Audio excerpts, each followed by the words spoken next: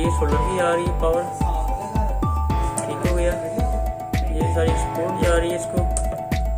Load अभी मैंने of किया हुआ है इसका, टोटली सीलिंग हो रही है। और कंडीशन देखें, बाहर धूप है ही नहीं, ये चारपाई पड़ी नीचे, आपको साया नजर नहीं आया था, वजह धूप है नहीं। ये एक वेदर है जी क्लाउडी। और ये 5 किलोवाट का सेटअप है, बाइफेशियल मॉड्यूल लगाए हुए हैं।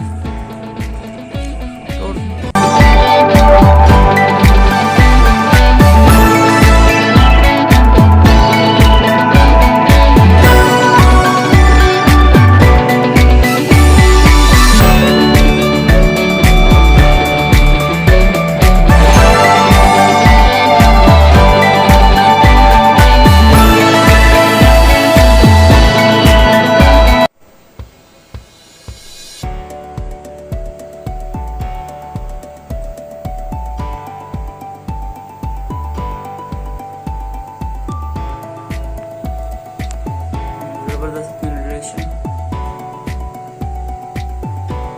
ये 5 किलोवाट का टोटल सिस्टम है, 12 पैन लगे हुए हैं। 5 किलोवाट का सिस्टम है जी, 4665 वाट देगा। 5 एम्पीयर सोलर पैनल